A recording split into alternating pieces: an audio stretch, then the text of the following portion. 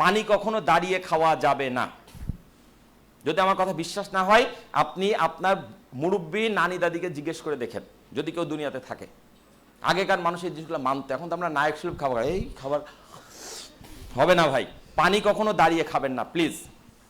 পানি খাবেন সবসময় বসে। যদি দাঁড়িয়ে পানি খান আপনার কিডনি ক্ষতিগ্রস্ত হবে। আপনি জীবনে যতবার দাঁড়িয়ে পানি খেয়েছেন ততবার আপনার কিডনিকে সামান্য 0.01% হলে ক্ষতিগ্রস্ত করেছেন। বাংলাদেশে এখন প্রতি বছর 60,000 লোকের কিডনি বিকল হচ্ছে। কিডনি ডায়ালিসিস ব্যবসা জমজমাট। বাংলাদেশে এখন প্রতি 10 জনে একজনের ডায়াবেটিস। বাংলাদেশে এখন প্রতি বছর 2 লাখ লোক নতুন করে ক্যান্সারে আক্রান্ত হচ্ছে। বাংলাদেশে এখন যত মহিলার আঙুলে রিং পরানো আছে তার চেয়ে বেশি পুরুষের হার্টের মধ্যে রিং পরানো আছে। এগুলা কি খুব ভালো তথ্য? ভালো তথ্য? মহা খারাপ তথ্য। আপনারা যদি উদ্যোক্তা হব করছেন, আরে ভাই একটু চিন্তা করেন আপনি সুস্থ আছেন কিনা, আপনি বাঁচতে পারেন কিনা। ভাই আপনি যদি যে কোনো জায়গায় ঘুমাইতে পারেন এবং যে কোনো কিছু খায়া হজম করতে পারেন তাহলে আপনি সুস্থ। তারপর আপনি উদ্যোক্তা হওয়ার কথা চিন্তা করেন। আর যদি বলে রাজীব ভাই সকালে কোথায় কোথায় বের করতে পারি না, তাহলে খবর আছে। হাসেন না ভাই, আমি হাসানোর জন্য বলছি না বা ইয়ার্কি মেরে বলছি না। যদি টয়লেটে সকালে আধা ঘন্টা ব্যয় হয় তার অর্থ হচ্ছে আপনি ভিতরটা আসলে ঠিক নাই। আপনার উদ্যোক্তা হওয়ার স্বপ্ন দেখতে পারবেন, উদ্যোক্তা নিয়ে প্ল্যান করতে পারবেন, ওই উদ্যোক্তা শেষ মধু আপনি খাই যেতে পারবেন না। ওই উদ্যোগ বাস্তবায়নের আগে আপনি নাই হয়ে যাবেন বস। আমার কথাগুলো একটু বোঝার চেষ্টা করেন।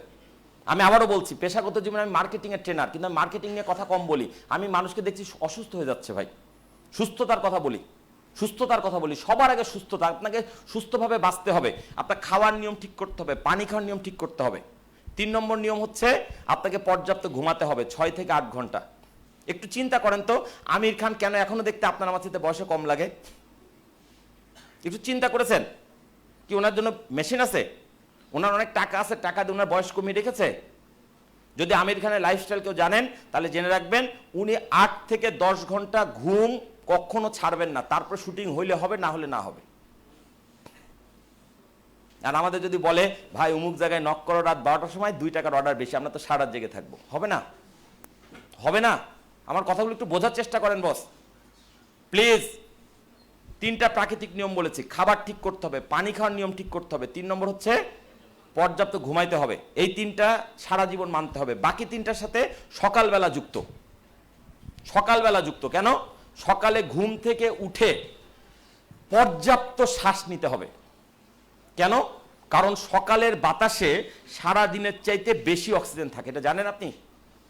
আমরা এই রুমে বেঁচে আছি কেন জানেন? কারণ এখানে বাতাসের মধ্যে অক্সিজেন ছড়িয়ে আছে। এবং বলা হয়ে থাকে সাধারণত যে কোনো বাতাসের 20 ভাগ থাকে অক্সিজেন, আর সকালবেলা ভোরবেলা যে বাতাসটা থাকে সেই বাতাসের 30 ভাগ থাকে অক্সিজেন। ভোরের হাওয়া হাজার রোগের দাওয়া। কেন থাকে? কারণ সারা রাত যেহেতু সূর্য থাকে না, মানে ঠান্ডা পড়ে, অক্সিজেনের স্তর পৃথিবীর দিকে নেমে আসে। ব্যাপারটা বোঝার চেষ্টা করেন। ফলে সকালবেলার বাতাসে বেশি অক্সিজেন থাকে। আপনি সারাদিন শ্বাস নিলে যে লাভ, ভোরবেলা ঘুম থেকে উঠে যদি একটুখানি বারান্দায় গিয়ে দাঁড়িয়ে শ্বাস নিতে পারেন, আপনার ভেতরটা অন্যরকম এনার্জি পাবে।